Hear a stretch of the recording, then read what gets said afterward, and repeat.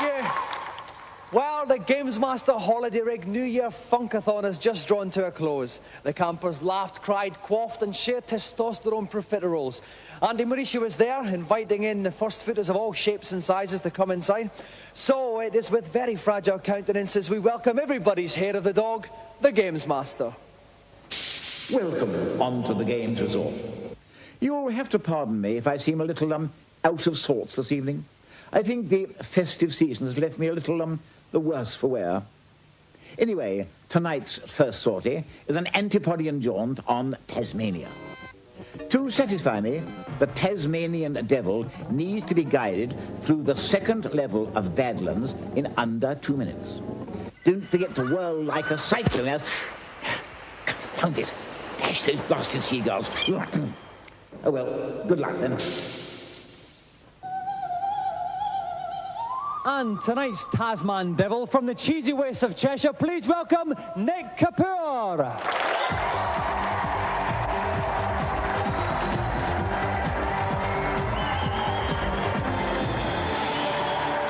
Now, Nick, how confident are you tonight on the challenge? Oh, I'm fairly confident, but there's a very strict time limit, so I'm going to have to speed through. OK, and that car at the end's quite tough. Yeah. Well, we wish you all the best, Nick. If you'd like to plop yourself down on the games playing chair, we'll get ready to start. And aiding and abetting me for this challenge is Neil West from Mega. Welcome, Neil. Thanks, Dominic. It's fab to be here. OK, Neil, now this is quite a tough challenge. He's got to complete both parts of Section 1 and wallop the end of level car. Any tips? Yeah, there's a long way to go. All he's got to remember is that if he's spinning when he jumps, then he covers an awful lot more ground in a lot less time. So I'd recommend that. And don't eat bombs. OK then, Nick, are you ready? Yeah. Then your 2 minutes begin now. OK, he's off. Now, he's jumped straight over the first lot of chilies. I think that's probably a mistake. If he eats the chilies, it gives Taz fire breath with which he can take out baddies. OK, now he also walloped a little... he's walloping cartons. Yeah, that's right. Now, that's OK. Those little cartons, those little capsules, they give him extra energy, but he's still got all his energy left, so he doesn't need them yet. Okay. But later on in the challenge, he might have to take some of those on board. He's going at a feral pace. Oh, no, he's in the quicksand. Yeah, all he's got to do is keep jumping and he's safe. Now, if he makes full use of his spin attack, then he doesn't actually have to get in the quicksand at all. He can miss all of it out. OK, then he's just over 30 seconds, just over a quarter of the way through, and he's doing very well, Neil. He's wrapped up the first bit in 37 seconds. Yeah, he got past all those geezers with great style indeed. Just took the first one and then span all the way across. But this is going to be a little bit tricky. Are we going to see some of the shortcuts you told us about? If he jumps on top of this guy here, yep, straight up. Nicely done. That misses out a good, 20-30 seconds worth of level, right? Oh, that's chilies. He's got the chilies. Okay. Can we look at some bottom burps here? Well, perhaps mouth burps, Dominic. OK, so we nearly had 1 minute there. He's still progressing at an immense... Yeah, he's not doing too bad. Indeed, he's not doing too badly at all, right? One quick capsule there, his energy level goes straight back up to the top, and he earns an extra 100 points. OK, so here he goes. He is. And there we go. Oh, thank you, Neil. OK, yes, he's 1 almost minute 50. as deadly as yours, Dominic, I'm sure. Yeah, I love it. I love a little burp there. Now he's got 40 seconds left here, Neil. How close is he to the end of the level? Not too bad at all. The end of the level is almost in sight, but remember, he's got to get through the second and get to the car as well. Sorry, Neil, Tasmanian's fiery breath even took me by surprise there. OK, now he's going to have about 25 seconds left to wallop this car. Can he do it, Neil? Yes, he can. Now, normally he could perhaps grab a bomb and throw it at the car, but he's not allowed to do that in the challenge. What he's got to do is time his jump so he... Oh, no, he's been hit. He's took a hit. He's only got 15 seconds left. Right, he's got to make sure he jumps on top of the car as it passes underneath him. He could... 10 seconds. It's going to be very close. 10 seconds, 8 seconds, 7. He's done it. He's done it. 6 seconds to go, and Nick has completed the challenge. Cool.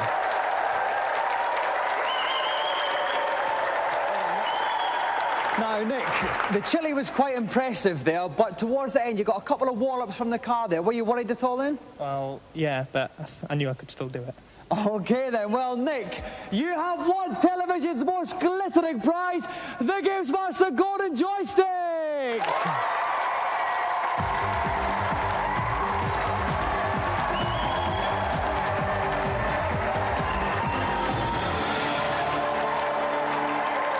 So let's have another round of applause for tonight's competitor, Nick Kapoor!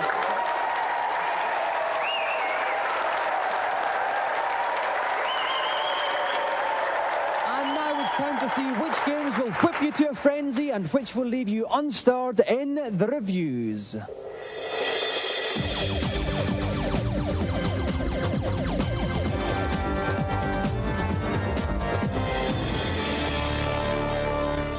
This week, it's everything from Milky Ways to Uranus as we study sci-fi games. First up, extraterrestrial gun-toting tomfoolery in a console bat with warp speed. There are many words you could use to describe warp speed, but unfortunately, all of them have got 4 letters. Too much emphasis on graphics, too much emphasis on, oh, look what the SNES can do, and very little on gameplay or longevity. At the end of the day, I think that warp speed is a missed opportunity. There's plenty of scope and plenty of potential for a really excellent 3D space combat game on the Super NES. Unfortunately, this just ain't the one.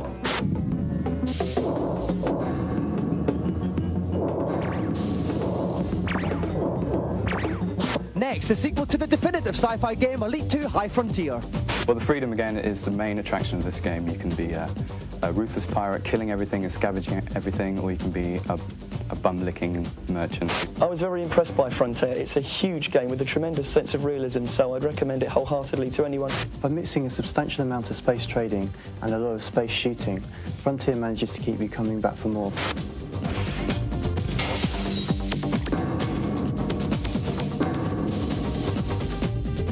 Finally, penetrate what looks like gaping galactic parliaments in Eye of the Storm. Eye of the Storm puts you in the role of a futuristic Noah with a space freighter as your ark. The idea is to cruise around the planets searching out for undiscovered creatures and intergalactic flora. Graphically, it's very sort of clever PC, you know, rotating 3D graphics, and the gameplay is enormous. Ultimately, I think Eye of the Storm's appeal is limited, not because it's a small game, it's actually very large, but because all the things that you can do are not particularly that interesting.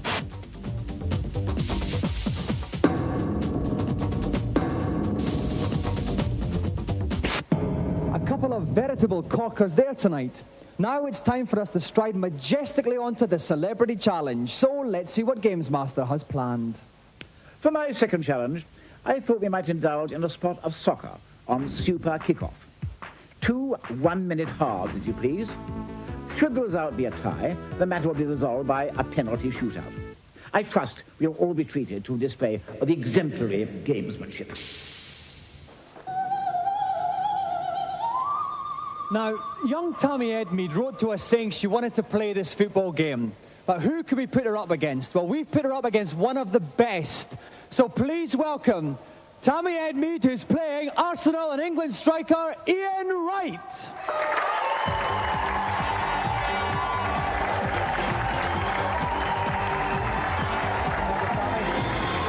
Welcome, Ian. Now, okay, thank you.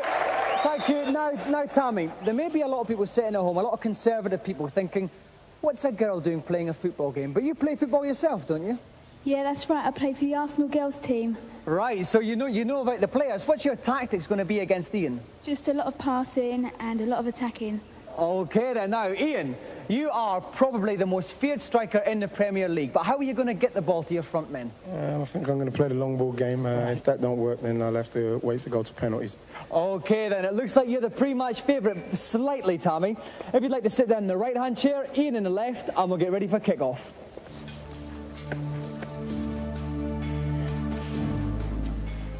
And joining me in the dugout is Dave Earlybath Perry from Sega Pro. Now, Dave, you're no stranger to scoring yourself. Have you got any tips for our players today?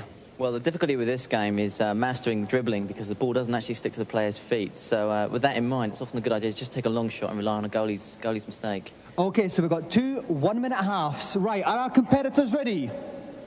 Then kick off, please. Ian is playing in the Arsenal away strip, the yellow, playing up the pitch, and Tammy is in the red, playing down the pitch.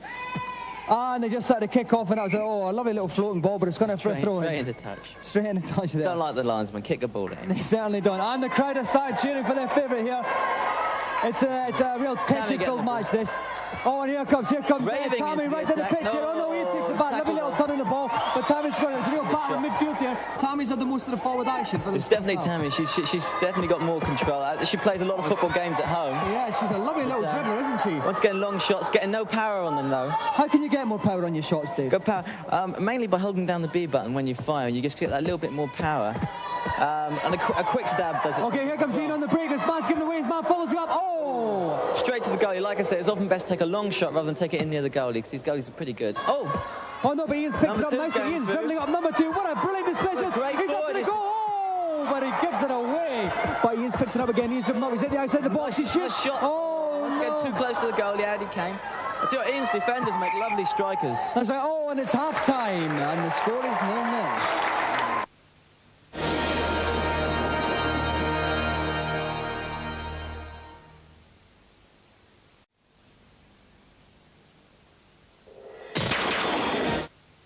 We're hoping to see much more goal-mouth action this half, so if our two competitors are ready, let's kick off the second half.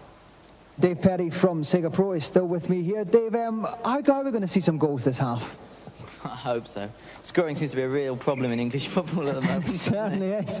Maybe they'll draft in Warren Beatty or Prince Charles. Okay. Okay, so we've got Ian is in the yellow Straight kit back to the playing down, goalie Tommy's again. in the red kit playing up. Now here comes Ian, right, he's got it, but he didn't get very far. Here comes Tammy again. My money's on Tammy at the moment. Oh, no, but that's still not getting anywhere. Ian's got it. Oh, my God. Foul by Tammy. Oh, Tammy's got a yellow flash of card. yellow. Quite right, too. Free kick. Ian sends it mysteriously across the pitch, but it's picked up by his number 8. It certainly is really, really bad here. Okay, number number 4 again. Tammy coming up the pitch. But it's all Tammy number 4's got it. This boy gets everywhere. Sprawling save. That's the closest it comes out goal so far, Dave. The goalie turned into a stretched blob. Certainly did. Brilliant. Putty goalie there. Here's number 2 again. Number 2 and number 4 for Tammy. Come on, There's only 30 seconds left. Number Good 4. to get a goal at the death of the 10 game. and 4. There's several 10 and 4s in Tammy's side. Ian picks it up again. He's running up. There's only 6 seconds left. Number Is he 9, going to score in the end? He runs it up. He dribbles the goal. He gets it.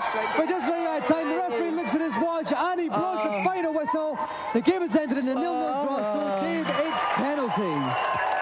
Okay, so unfortunately, this titanic midfield battle has ended in a 0-0 draw. So now we're going on to penalties. Each team has 5 penalties each. If it's still level at the end of it, it goes on to sudden death. So, Ian Wright, if you'd like to step up to take the first penalty. Okay, Dave, hopefully we're going to see a goal here. What's the control method on the I'd like to think so. Basically, with penalties, what will happen is the players will step to the ball. There'll be an arrow in front of the goal, and you have to press the fire button just when that arrow's where you want to put the ball. Oh, yes! Beautiful. Right in the corner. Goal!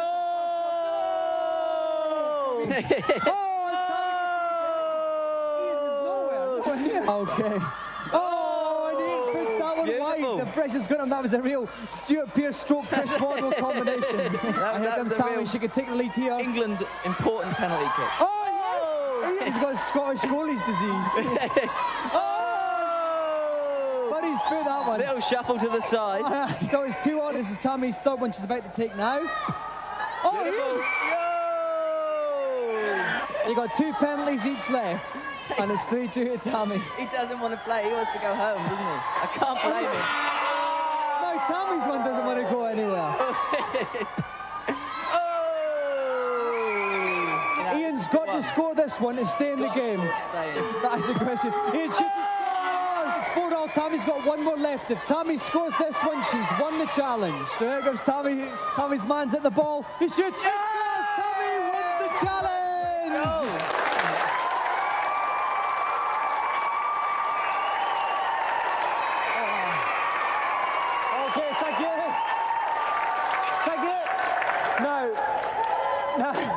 Ian, you got the draw like you were hoping for. You went to penalties. But talk us through your goalkeeper. What was he doing? I don't know. He wasn't moving when I was pressing him to move. I don't know what was wrong with him. But the way the game went, Tammy played a lot better than me. I think she deserved to win in the end. Okay. So well done, Tammy. You've beaten Ian's one of your footballing heroes, isn't he? Yeah, he's brilliant. Oh, that's good. Okay, well, Tammy, because you've beaten Ian, you are the proud winner of television's most glittering prize, the Gamesmaster's Golden Joystick.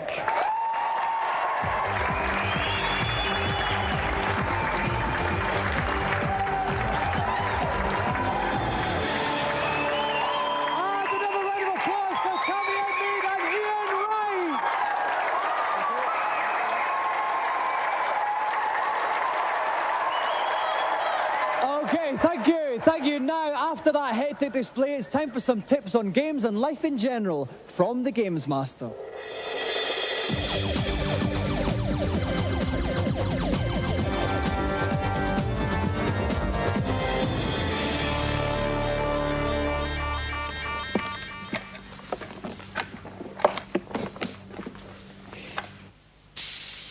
Hello, Gamesmaster.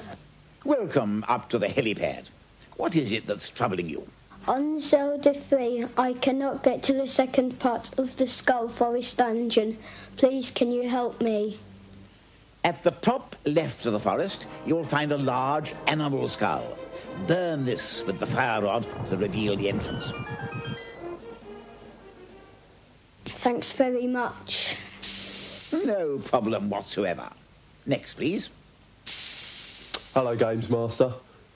I'm sorry, but that haircut isn't good enough. I'll have another, please. Hi, Gamesmaster. That's better. What can I do for you? On Kid Chameleon, I hear there's a warp to the final guardian of the game. Where should I be looking? At the end of Blue Lake Woods 2 area, instead of touching the flag, jump onto the bonus block above and press the following combination.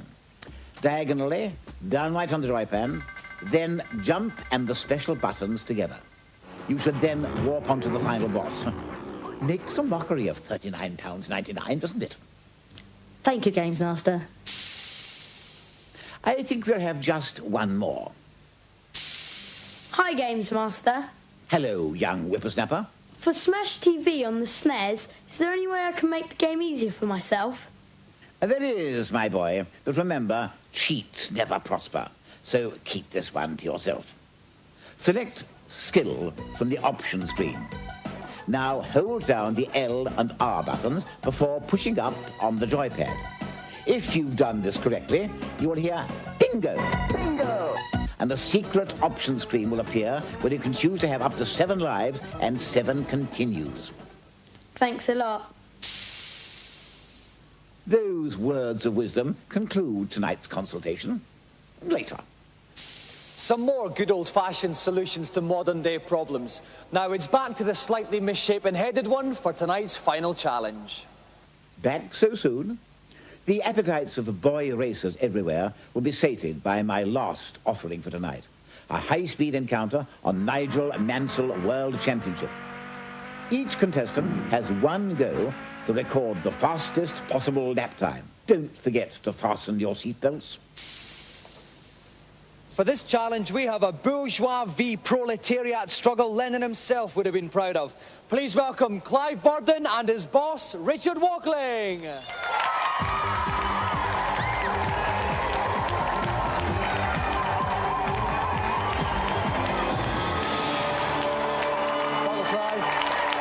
Welcome, Richard. Welcome to the show. Now, first of all, Clive, is it the case with Richard that you guys have to do all the work and he sits in the office practicing games? Definitely that. He's not too good at them, though. So there's obviously a bit of a rivalry here, then, Definitely. Clive. We got scores to settle. All right, then. Richard, it must be difficult getting good staff these days. It is very difficult. And who do you think's going to win, then? Who's the favourite? Well, we've both had a practice, and, you know, it's been close, so it's going to be, I don't know, down to sort of last-minute things, and we'll see what happens. All right, Clive, if you'd like to go first, pop yourself in the game's playing chair. Richard, hang on behind, make sure he's not slacking or anything like that. Exactly. We'll get ready to start. And joining me in the pit is Super Pros Dave Perry. Welcome, Dave. Hi, Dominic. Now, Dave, they're not using a joystick here. They're actually using a steering wheel. Is this going to be easier or harder for them? Well, the idea of the steering wheel is that it gives you the feeling of being there. And for some people might find it easier, but it's a matter of personal preference, really. OK, each of our challengers have 1 lap each. Whoever does the fastest time wins the challenge. Clive's going first. Are you ready, Clive? Then rev up and off you go. OK, so here we see Clive, and off he goes. We can see the time in the very, very top left-hand corner of the screen here. On the map, in the top middle, you can actually shows you see where you are. He's the white car, currently second to last. So currently hitting all the signs and blocks currently along the road. You know, there's no crash mode in this, but you do lose a bit of time when you hit it. You get pushed backwards a little bit, and you have to. And obviously the computer has to drop you down into first to get you going again. OK, so it just costs a bit of time. He's going all over the place. That looks like it's a 1 grosh too many there, I think. Lots of nice little adverts along the side of the road for Gremlin. OK, the time is 36 seconds so far. The blobs on the track at the top of the screen. The white ones they represent the Williams car. The red one's a McLaren. Yellow one's a Lotus. OK, now he's actually made it in the first place. This should be easier now, Dave. He won't have any in front of him. That's right, he shouldn't be hitting things really now. If he just watches his cornering, make sure he doesn't hit any of the things. OK, we can see he's coming at the home straight. Just after this bit, oh no, someone's been overtaken him. It's going to slow him down a bit. Seriously affect 1 minute, 3 seconds. He's out of the tunnel. Just round the final bend here. Here he comes towards the finishing line. And the time is 7-0. It's not a bad time. Not a bad time at all. A very commendable time for Clive. Clive, as you'd like to vacate your seat, make way for Richard Walkling. Okay, Richard, if you're ready, then off you go. It's important to get a good start. Get a good start and take as many cars early on. He got away from 3 then, very well. Oh no, but one of them's overtaken him there. Eyes around him. See his position in the left-hand side of the screen. He's 9 out of 12, 10 out of 12 as he's gone back. Curiously dangerous tactic of actually going on the grass to overtake. He doesn't want to get near those other cars, does he? And he's up tonight, he's up to 8. Beautiful bit of overtaking. Lovely little spunky surge there from Richard, but he slipped lost back it again. I don't know what's going on. I think maybe he's not keeping the steering wheel tilted forward. With this joystick, you have to have it tilted forward or the car brakes. Right. Maybe that's his problem. I don't know, I'm sure he'll have some excuse. Okay, 38 seconds gone. It's not too bad, actually. It's quite close to this point. A nice bit of clear road here. Get his speed up. Think a bit more about his cornering. He's swinging out wide, hitting the signs. Right, because as before with Clive, every time you hit something, it does slow you down. Oh, dear. Yes, it does. Caught over there, 54 seconds. Okay, the time wants to be his 1 minute 10. There's no excuse for this, really. There's no cars on the road in front of him. He shouldn't be hitting. He's up to 6th place. He's gone 1 minute. It's going to be quite close though, actually, Dave. He's got about 6 seconds now. Very close. One more straight here. One more straight. Stuck by that car to get around this man. Mind the bridge. Oh, that's 1 minute 10. Oh, no. He's not going to do this time. He's just over the line. No, here he comes. It's a brave attempt. So Richard finishes in 1:18.24. It's good, but not good enough, which means Clive is the winner.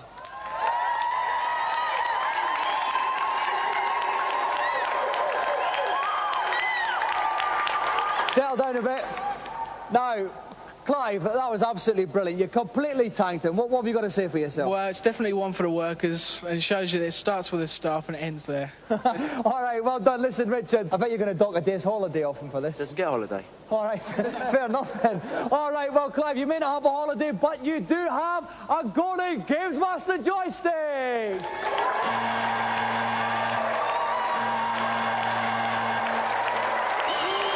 So let's give another round of applause for Clive Barton and Richard Walkling.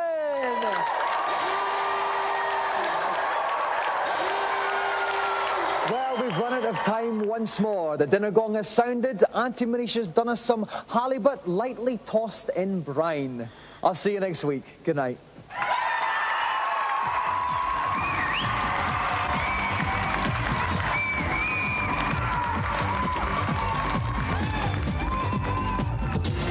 The Gamesmaster Club is open to all our viewers. It costs £11.15 for a year's membership. To find out more about what you get, either send a large stamped addressed envelope to the Gamesmaster Club, PO Box 91, London E14 9GT. Or you can ring this number, 0891 600 123. Calls cost 36p a minute cheap rate and 48p at all other times.